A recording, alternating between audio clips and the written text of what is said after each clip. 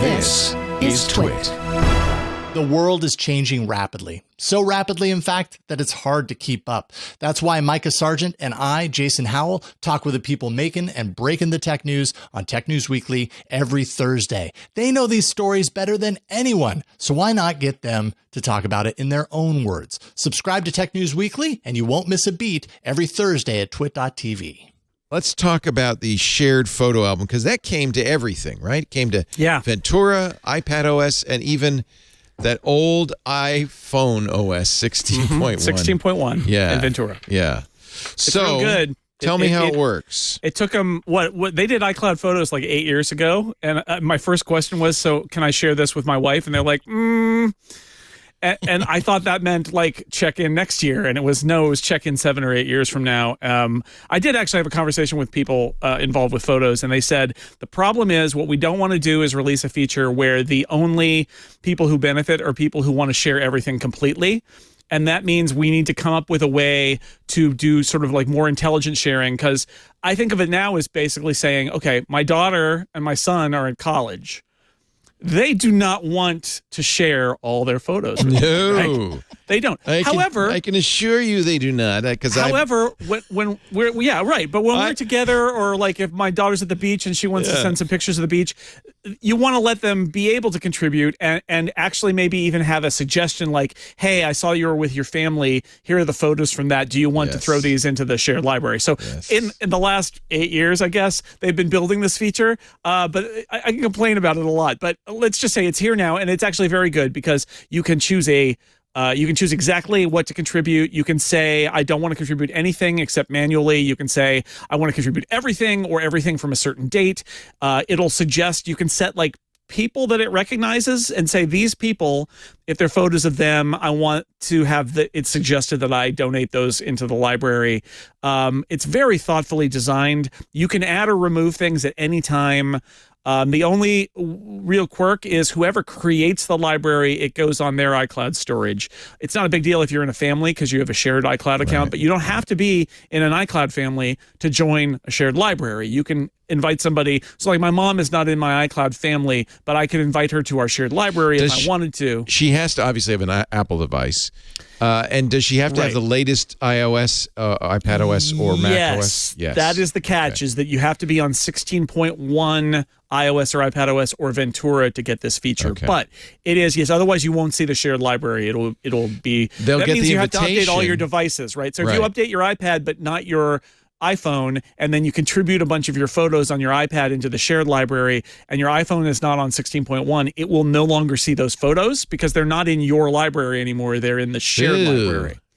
And you can pull them back, but you'll have to do it from your iPad. So this is really a feature you should not use unless all the devices that you care about are on the latest OS. But if you do that, it's great. Like so my wife and I do a calendar every year, and we do a Christmas card every year. And you want to go through all the photos for the year. But she's got a separate Apple ID than me. So what ends up happening is, in December sometime, I plug her iPhone into my Mac, and we import all of her photos for the last year into my library, so that then we can sit down and pick the photos we want to choose for the calendar and for the Christmas card.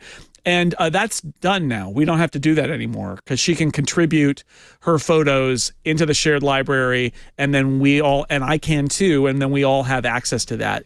And she doesn't need to use my computer anymore either. She can use her computer because she'll see my photos too, which previously she had to use mine because it was the one logged in with my Apple ID because I had imported her photos. So it's going to be really good as it rolls out and as people get used to it. I think it's a really great feature. So I could add all of my photos to the shared library. Obviously, no one wants to do that, but it wouldn't take up any storage on their iCloud. It's just a duplicate from my iCloud. Yeah, if you're not in the family, because if you're family, it's all shared, right? But if you're not in the family, and you contribute, it actually leaves your library allotment and enters their library allotment. Okay. It's like if it's Leo started it, and then other person outside donates a gigabyte of photos, it counts toward your gigabyte and not toward theirs. That's important to remember. Yeah. Okay. Yeah. Oh, and I didn't mention, actually, one of my favorite features and another little thoughtful feature Apple did is, those little toggles in the camera app on the iPhone where you can say live photo or not, or raw or not, or whatever. There's a new one that is shared or not. So you can turn sharing on for a while and share a bunch of photos you shoot. And then you can turn it off, and then the photos you shoot don't go. So you choose where the photos you shoot on your iPhone go, whether they go to the shared library or they don't. So I upload all my photos both to iCloud and to Google's Photos. Google has had this feature for some time. In fact, I've used this feature it's a little simpler. It doesn't work quite the same way, but whenever I take a picture of Lisa, my wife, it automatically sends it to her and adds it to her library, I guess. This is a little bit more elaborate, a little bit more capable, and there are some more caveats about it, so that you should be aware of it. It doesn't add it to her library, it just shares it with her. So there's a folder, she has a shared folder on her Google Photos that has all the pictures I've taken of her. And I think that's a good point, too, to say that Apple has it's like, why is this different from previous sharing things? Because you could share an album, and there were other like iCloud links you could share. Like the shared albums weren't full quality. And then you would add them to your library, and you would have a lower quality version of what was shared with you. The iCloud links that you've been able to share from iOS the last few years are full quality, but again, you're copying it into your library, and it's also in their library, and they don't connect. This feature, it's literally, instead of one library, you have two libraries. You can display in the interface, you can say, show me just mine, or show me the shared, or put them both together, and then there's a little badge on the shared ones that indicates it's in the shared library, but they're truly shared. If you add a keynote or a keyword, if you add a title, edit the photo, the edit goes everywhere. Now, keep in mind, your originals are always there because it's still an iCloud photo library thing. But if you're cleaning it up, like if you've got one person in your family who's like, well, I'm going to clean up this photo, they can just clean it up, and then you see the cleanup, and then you can use that. And deletions, you can remove something from the library, and you can delete things, but if you delete things, they go in a shared deletion bin. So if somebody deletes things that you don't agree with, you can kind of undelete them. And if somebody tries to yank a photo back, I think you have an opportunity in certain cases to, I think if somebody tries to delete your photo, you can bring it back to your library. They thought of all of these kind of instances of potential tug of wars in the library. So it's a really, for all the time it took for them to do an obvious feature, it is a very well thought out feature. We have to hope so. Apple doesn't have a really great track record on this sort of stuff, where it's like, oh, I honestly thought that I was just simply giving myself the power to access my music or access my files or whatever elsewhere. I didn't realize that clearing up space on my 128 gigabyte iPhone would also delete it from my 10-year-old library. Okay, thank you. What I can tell you is I've been using iCloud Photo Library since the start because I wrote a book about it. It's like, Jason, why do you do it? It's like, well, because I wrote a book. I had no choice. I wrote a book about it for Take Control Books. I have to do a new version now, but iCloud Photo Library has been solid from the start. And the beautiful thing about this feature is it is literally another iCloud Photo Library, and all they're doing is showing you both of them and letting you toggle. And that's what gives me confidence in this feature, because it does not feel like some weird new thing. It feels very naturally an extension of the thing that they've had for 7 or 8 years, and that works very well. Yes, you should probably have a computer somewhere that's set to download all images in your library and back that thing up. You should do that. I'm a little concerned that I'm going to screw it up. Google, so I just shared, for instance, just to see how hard it was on Google. So I go into Google Photos. I want to make a shared library that I send to my son. So I said every picture I have of Henry going back all to practically the beginning, it says, here's the link. I send it to Henry. It stays in my library. It's just a shared Google Photos. It doesn't have any of this weird moving stuff from here to there. Every time I take another picture of him, it's added to my shared photo library.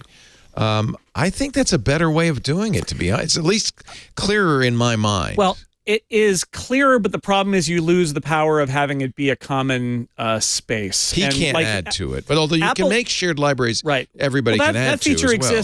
that feature exists on Photos already, right? That you've been able to share a library or share an album and have people add it to their library if they want separately as a copy all along. This is like the next step, which I really think people who want this feature will know that they want it. People who don't want it will know that. I think it's obviously its primary use cases in families, and it's probably partners who are taking pictures of their life and their kids and together. And it doesn't make sense that I've got pictures of us on the beach from my camera, and my wife has pictures of us on the beach from her camera, and we never see the other pictures. That's dumb. Or we have to manually share them.